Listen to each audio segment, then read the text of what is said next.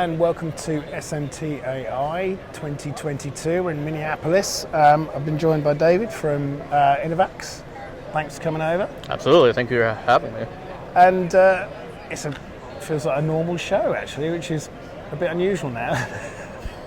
So we've gone through, especially the last couple of years where foot traffic has been reduced due to the pandemic and such, but I think people are starting to come out more to these shows. The foot traffic here at this show today, has almost been double, maybe triple of what it was last year. Yeah. So it's actually been a very successul and busy show for us. That's good, yeah. We're happy to be here. Yeah, that's great, and also being sort of reduced to 2 days this year. It was, you think will we get the visitors, but they have been, and good spread of visitors. There are students, aren't there? And people actually buying. So yeah, it looks good.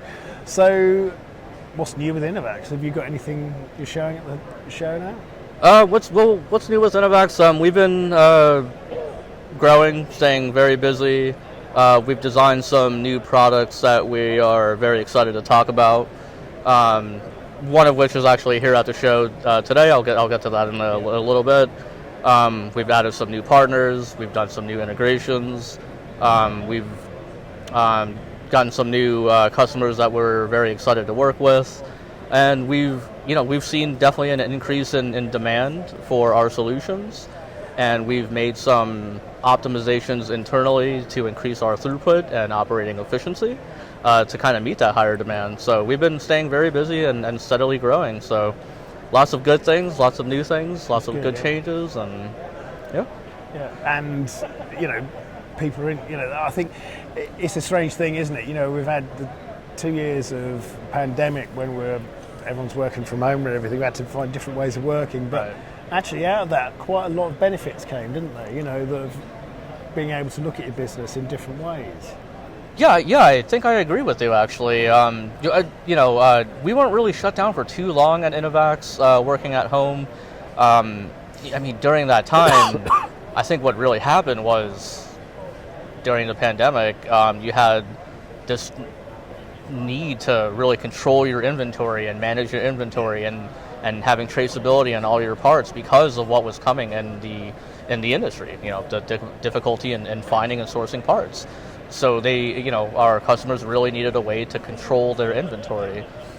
So I think in a way that had a different effect on our business, and it allowed us to grow and make improvements to our own processes and come up with new solutions, and especially integrations into other parts of the factory, like ERP systems, X-ray scanners, even from incoming inspection and receiving. So we've made a lot of improvements there with different types of integrations and software improvements as well. So yes, we were shut down for a little bit, but it was pretty quick for us to go back into the office. So And so what was the other new thing you've got at the show? So we've designed a couple of new things. Some that I can talk about are, we have a new MSD cabinet, which uses our same technology inside of basically a dry cabinet, but it uses the technology we have on our smart racks. So it's not the individual hives that we had before. It's quite literally one of our SREX racks, which is one of the tall stationary racks, but inside of an MSD cabinet. And this MSD cabinet can actually be mobile, or it can also be stationary. So we have a new MSD cabinet. That's one of the things I can talk about. We've kind of redesigned our stencil rack so that it's not specifically configured for a certain type of stencil or a certain size stencil, but rather it can be more flexible with the size of the stencil that's being stored inside of it. Which I know Ben in previous years has talked about some of the new trays that we've developed that can store a variety of different trays, and not just to be configured for 8mm or 12mm, but rather they can store all different sizes in one single tray. And what we actually have here at the show is a new series. It's a totally new product that is called the LS series, or rather the line side series. In terms of functionality, it kind of works the same way or similar to our existing products, where it stores components, but the physical aspects of it allow for a newer, more dedicated use case.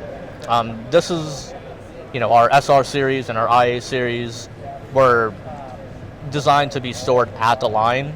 Well, these are another layer deeper than that. Okay. Not only are they stored at the line, but they can be stored directly at a machine. Right. And they're smaller, they're shorter in stature. But we have the highest density on the market, I believe. So imagine storing 400, almost 400 reels and just 25 inches deep and about 15 inches wide.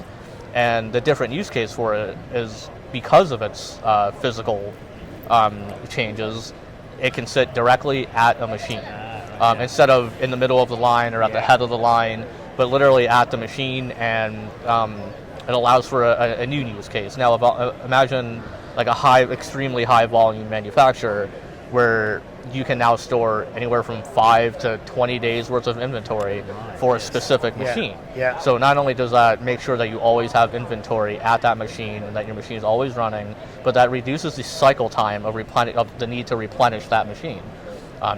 Typically you run into a scenario where you use up a reel and then you have to wait for warehouse to bring up another reel. In this case, that cycle time could be weeks. It could be several days. And then another thing is the software part of it, right?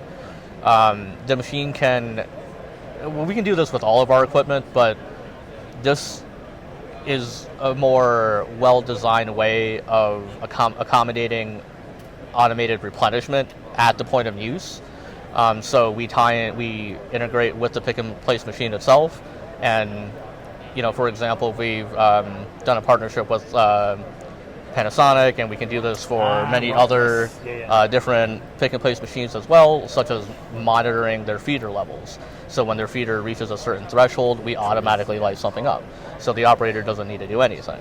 And now imagine a situation where you have one of those racks in between machines. Well, we can split the machine in half and have our software control each side independently. So one part of the rack and one part of the software is listening to one machine, and the other half is listening to the other machine. So those are the types of solutions that we've implemented with that design. But like with all of our different products, they are very flexible in their use cases and their applications. But that is a common use case for that series of products. Yeah. Fantastic. And you're getting a lot of interest in that, I should think, at the show. Absolutely. Yes. Yeah. Wonderful.